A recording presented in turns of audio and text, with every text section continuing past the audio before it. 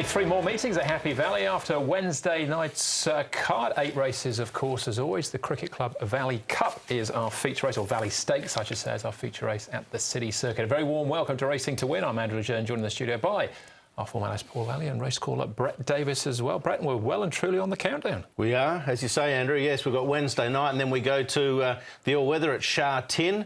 And then following that, 3 more Wednesday night meetings at the Valley. A Bollywood theme coming up this Wednesday. You dressing up? I'm thinking about it. I will if you will, Paul. Are you dressing up, Paul? No. Oh, OK, well, there you go. What have we got jackpot-wise, though? We've got one. We've got triple trio jackpot, 500,000 going into the pool there. So it was only partially won last time. So a bit of money in the till there to start with, and some interesting first starters as well. I think so. It'll be interesting to see how they get on and what they come up in the betting. Zach Purden being on one. Yeah, he's a good couple of weeks, Zach, hasn't he? Reasonable, yeah. And you would obviously think him and Joe potentially could dominate the card again, but we are back to Happy Valley. We'll see how things go. But the way they are going, it's just been an enormous last few weeks for sure. I just had a quick look through the records. If his season had started on January the 1st, he'd still be 15 clear in the Jockey's title race. Yeah. Yeah, he's had a phenomenal season. I think he's a realistic chance of getting that all-time record. What is it, 167? Huge. 170, yeah, so... I thought you were going to say a realistic chance of winning it. No. Well, and he didn't win the feature race on the weekend, Zach. That went in the way of Joe Moreira, as we'll see now with our racing review.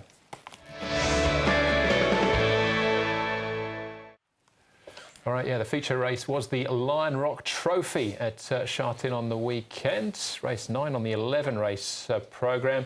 And the way the racing programme is structured, it's rare for a 3-year-old to win a group race here in Hong Kong, but he did it in some style. He certainly did, yeah. He's in rare company, isn't he, now? We mentioned, you know, Silent Witness, Rapid Dragon, a couple of horses that have been able to win group races as 3-year-olds. This was quite a tactical battle too. There was a couple of horses got moving from the back and it got 2 or 3 of them going. Champions Way ran out under pressure a little bit final stages, but he's just got such a big gaping stride. He's just so strong for a 3-year-old. And he got the job done and season done as well by the sounds of it. Yeah, absolutely. You see it more on the head-on. Yeah. He really ducked away in the last couple of strides. So he's still not the finished article, and John Size saying that he'll improve physically as well through the off-season. Yeah, it's exciting times for him next season. There's no doubt whatsoever. So, look, as you say, he's still racing pretty green and still winning most impressively. So once the penny drops in that respect and, you know, as he gets physically more mature over the off-season, he's going to be an exciting horse next year. Absolutely, because he's already really, really strong physically as a 3-year-old. I like the way, too, as I said, before the turn, there were 2 or 3 that got rolling and Joe was onto it straight away and he got his horse rolling too, Champions Way, and he responded to that and obviously getting a little tight at the end, but still it was a grand effort. It certainly was, yeah, and of course there was a race that Rapid Dragon won 3 years ago and then went on for a clean sweep of the 4-year-old series. Champions Way up to 108 already as a 3-year-old. 6 of those winners belong to Zach Purden, including Classic Unicorn first up. He was impressive. He's gone up 11, as you can see, but he wasn't the highest. Magic Success, another one of the Zach Purdens, he's got up 12, so he's up to 58. Classic Unicorn, another one that raced green, but again, very impressive. He was looking out at the crowd. He was trying to look up and see you there, Brett, when he was coming down the straight. I saw him. Yeah, he was clear, wasn't he? He would have probably had some trouble spotting me amongst all those people up the top on the 8th floor. Yeah. All right, well, those are the big movers on the weekend. Let's move on, Andrew. We will try and find you some more winners with our horses to follow.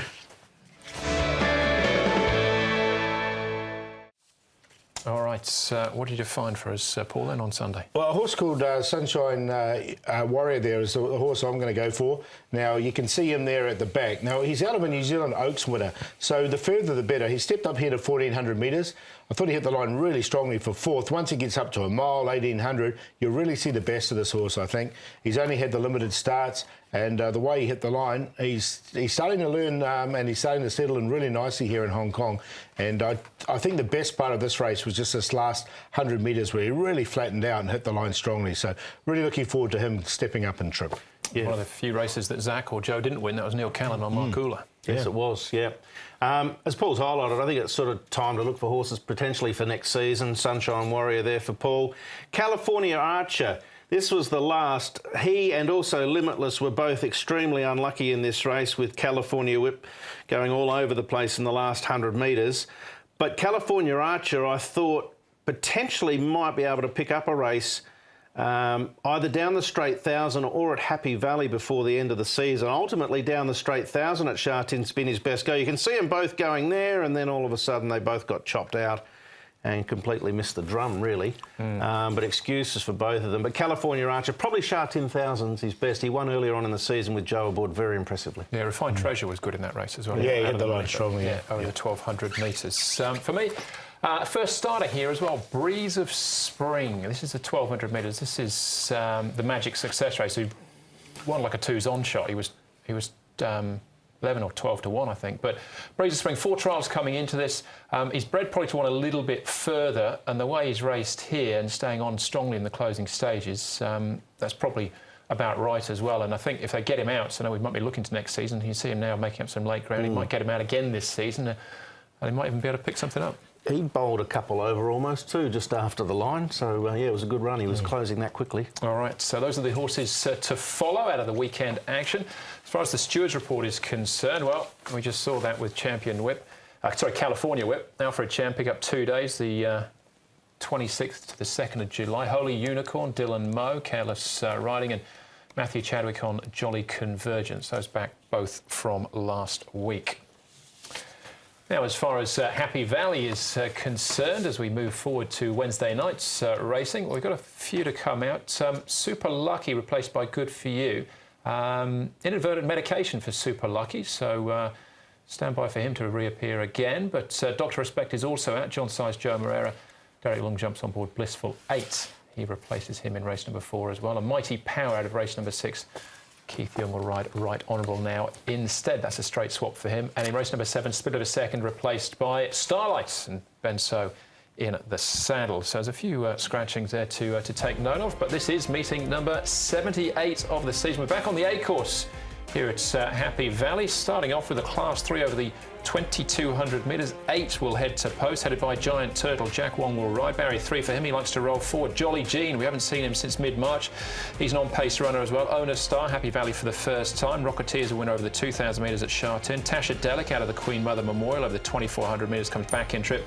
Travel First, a winner at Big Odds, 2 starts back. Got a Dragon, still a maiden after 18 starts here. And Salto Olympico up in class, but he's another horse that likes to be on speed. Owner Star and Travel First are the 2 horses that have been up at Chung Fro in the last 30 days. And for a 2,200 metre race, Brett, there's a few that might want to be on the lead here. There are.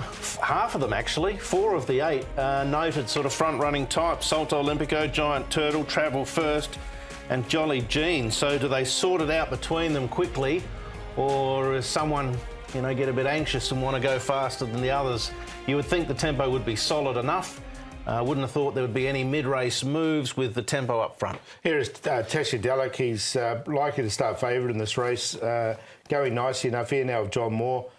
Just doing it what he has to do. That's some 84, so just on the inside, there's no pressure on him.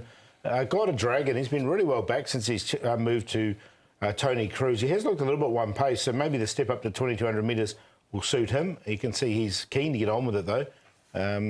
There is a lot of pace in this race, so he should be okay. And Salto Olympico, one of those pace hitters. Now, he's a Class 4 winner. He's at the bottom of Class 3. He comes in with a lightweight. Joe Moreira aboard, and he's been running well in his last couple of starts, especially at Happy Valley. He certainly has, but the stats were 12 and zip in this class so far for Salto Olympico. Let's start off with the top weight. This is Giant Turtle and Travel First on the back of his big win at a big price. I'm going to put the line through Travel First. I know he won 2 starts ago, beat Glorious Dragon by a neck, but the 2,200 I think will sort him out.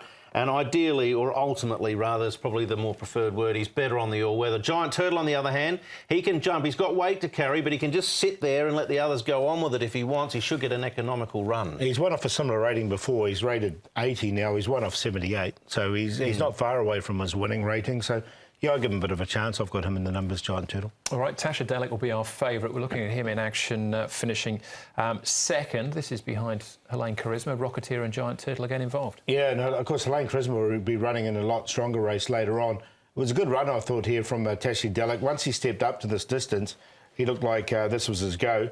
And now he's up to 2,200 metres. I think he'll run really well. Again, I think he'll run really well. He's come up pretty short, but he looks good. He's going well. Yeah, Jimmy Ting had him for that run. He had him for one more, and now he has his first run for John Moore. So we know John's hungry.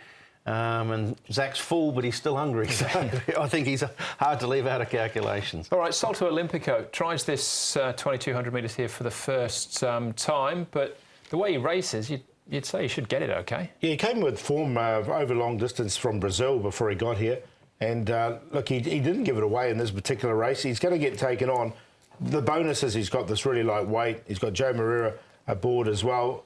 He'll be near it, so I'll give him a chance. I've got him in the numbers. Stayed on like the mother-in-law, didn't he? Just there, as they often say. Yeah, look, I've never been a fan, but he did stay on well, and with the lightweight here, Joe on, I found a spot for him. All right, one more to look at then, and that is God of Dragon, whose winning form in Australia was from 11 to 13.50. He finds himself now over 2,200 metres at Happy Valley. Interesting, there's been quite a lot of money for this horse too at his last three, Paul. He's been single figures his last three starts. He has, and look, I've put him on a very minor line because he does look a little bit one-paced, and I just wonder if the 2,200 metres is what he's looking for, because he does sort of run on towards the end and stepping up and trip. I just got him in on a fourth line. This is the third run for Tony Cruz. I think Tony's like you, he's searching for something. Maybe the longer trip's what he wants. All right, Tasha Delic though. Looks like he's certainly back to keep Zach Burton's winning run continuing. Yeah, he's come up pretty short, but I think he's the likely winner. We saw John Moore with Magic Success on the weekend when he sort of took over that horse as well. And this is similar to Tasha Delic. He's now with this one, Zach Burton aboard. So he's on top. He looks like a real star. Salto Olimpico, the hardest to beat. Giant Turtle will be right there as well. And Guided Dragon, I found a place for him on a minor line. 5, 8, 1 and 7. He's a bit short, so I win exotics. Yeah, 4 in, 4 out. I've got the same 4 as Paul in the selections with Tasha Delic on top. From number 1, Giant Turtle, 7, God of Dragon, 8, Salto Olimpico. And like Paul, I went exotics too, but I left the 8 out, whereas he put him in. All right, I got the same 4 numbers as well, just a slightly different order, but he's already 1.5 just in the time it's taken to read those numbers out. So, little fish is sweet, but gee, that's... It's a tiddler. It's a tiddler, as Paul would say, yes. All right, Tasha Delic there in the first. Feature race comes up as race number 5 on the programme. Short break for us. We're back right after this.